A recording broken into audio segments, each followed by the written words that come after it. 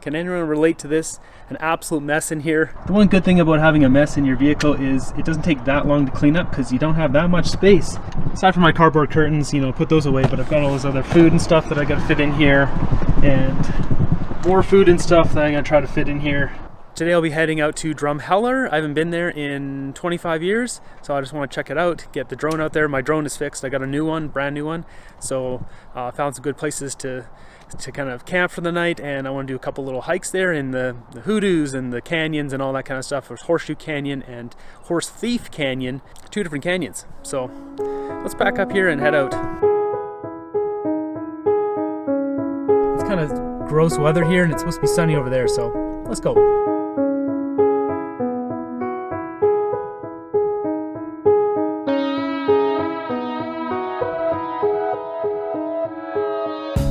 I just got cut off by a big truck pulling a giant trailer. He thought he could just cut across 3 lanes right in front of me. I slammed on my brakes, was the only reason why my vehicle's not damaged now. And then I pulled into the other lane that went kind of parallel, and that's that shot there of him. I got a shot of him and his wife going, uh-oh, this guy has cameras running in his car at all times. Oh, maybe I shouldn't have cut them off. The drivers in Alberta are just aggressive and frickin' terrible. Like, it's so stressful to drive here.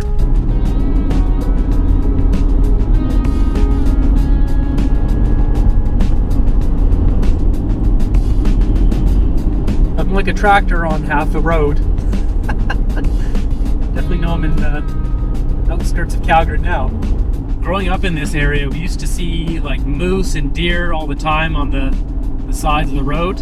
I originally grew up in Stettler, Alberta, and then moved out to Airdrie, which is kind of right around here. And yeah, I don't think I've seen a moose since. Not one with like a big rack. I've seen a female moose, but not a male moose. Probably, yeah, it's been 25, 30 years.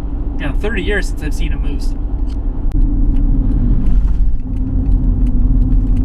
This is a very weird stop, where the stop sign is behind the line.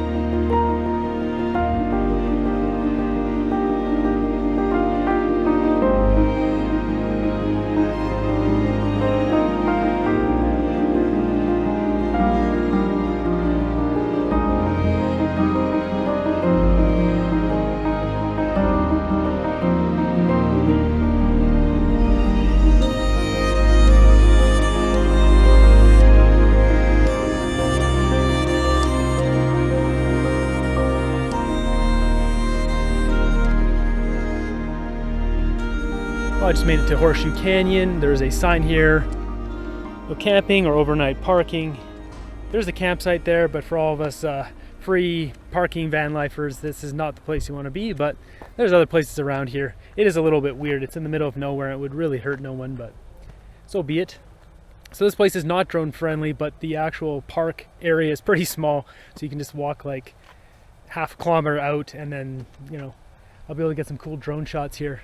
The lighting isn't great, but it's a little bit dramatic with all these kind of rain clouds right now. I'm hoping to get a sunset tonight, which will be at Horse Thief Canyon.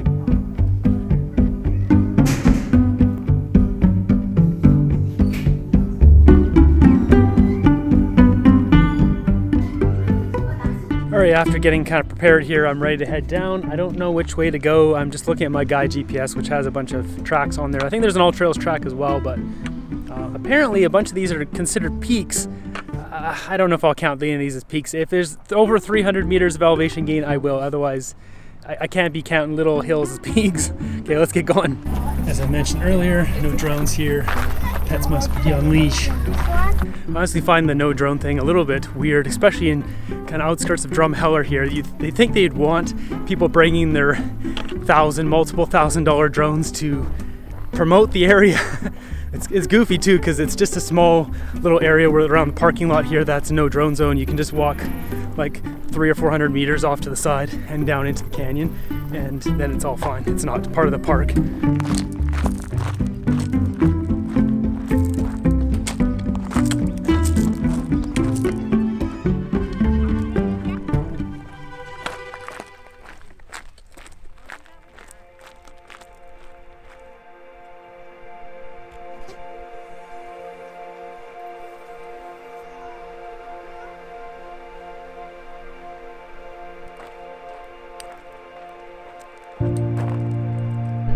This kid keeps climbing everything. He's a champ.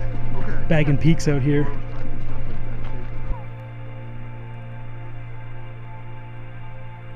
I'm kind of looking around and seeing like which is the best one to stand on to get some cool shots. That kid is over there now. So we've got some really nasty clouds rolling in there behind me. So I gotta move out of the zone here real quick. There's a big mound on my right. The biggest one is further back over there, so let's maybe head over there. Maybe just go up on top of this one, I don't know.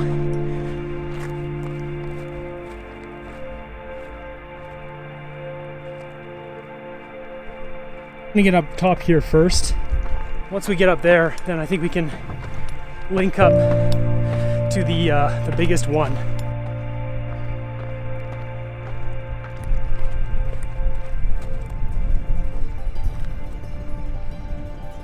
Very cool landscape. I've never seen anything like this before. I can't wait to see this from the air. That's how it's really gonna shine. I'm getting a bit of light here. Also getting more rain clouds. So.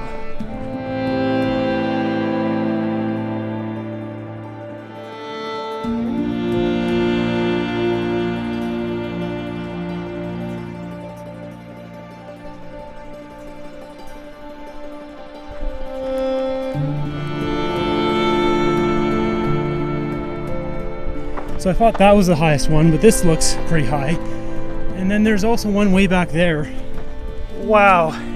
So I didn't expect this canyon to be so shallow, but I expected it to be this beautiful. It's really nice. It's green and kind of white tops. Very cool. Oh, this is the spot right here. I think this is the highest one. Got black on this side, got green on the other. Oh, this is killer.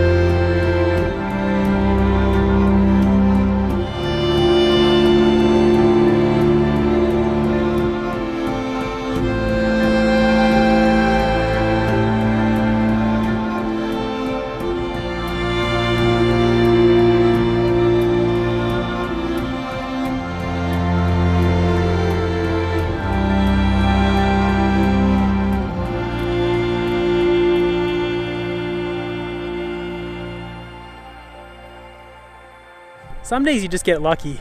I get up here and the lighting is all terrible, and then suddenly the sun comes out right in the middle here, right on this beautiful green grass down here. It just lit it all up for me. Get some beautiful shots. Now I'm gonna go over to this side, maybe go up on the green grass there. Check this out, there's cactus. That's a pretty rare thing in Alberta.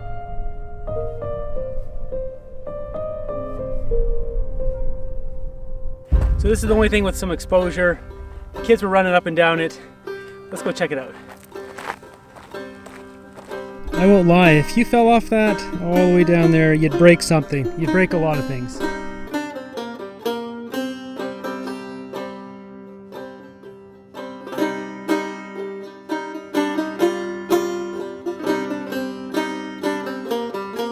was a little dodgy on a couple of those steps going up there. It's really loose.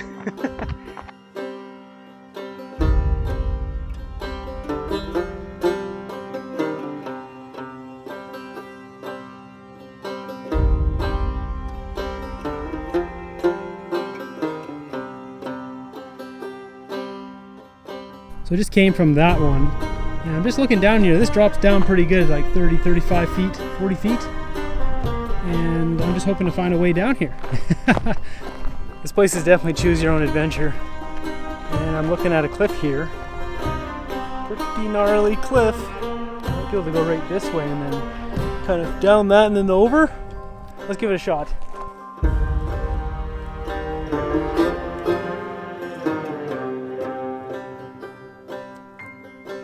I'm still looking for a way down off of this thing. Life or death, I could get down that no problem, but just for the slight chance of twisting an ankle, it's not worth it. There's got to be a trail off here. There's a trail up here.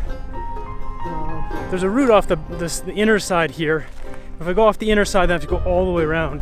This black dirt is so soft. It has no grip, and it just slides under your feet. I didn't expect that because the rest of the stuff is very grippy.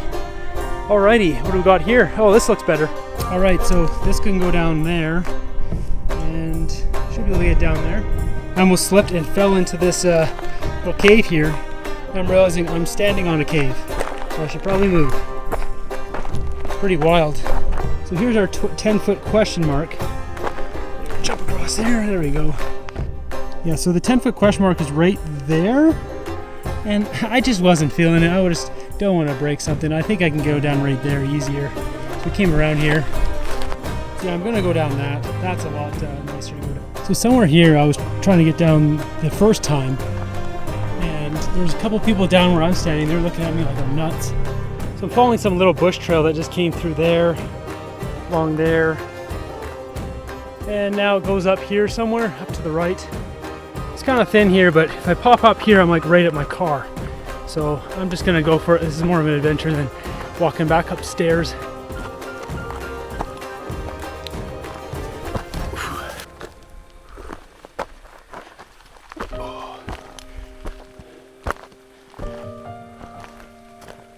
Something over there. Let's pop up right here on this ridge line. Oh yeah, cool.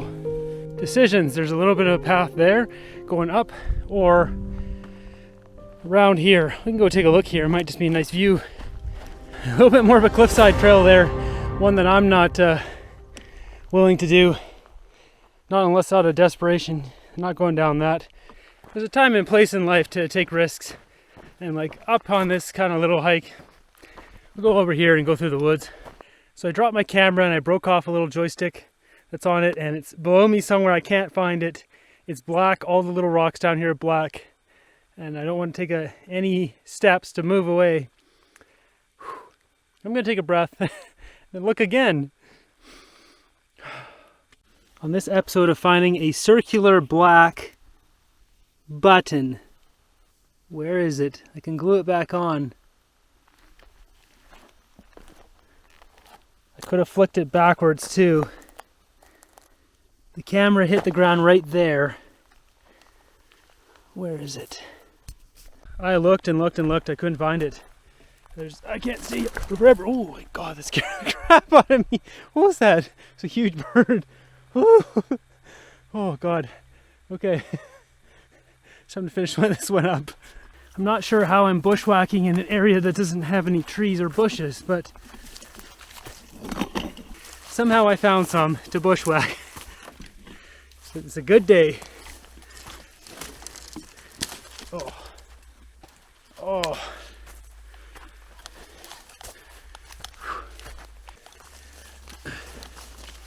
Oh, there's a picnic bench right here. Where am I? It's a picnic bench right there. You can see I went through there and down there somewhere. And there's a starting point over there. Would have been easier actually just to go around and then up that ramp. I didn't know there was a ramp there. Can't be bothered with all the riffraff down there. I'm just gonna head back to the car. I'm gonna go hang out with my uncle I haven't seen in probably a decade or so for a bit, and then go find a camp spot for the night, make some dinner. All right, made it back and it's time to go into Drumheller.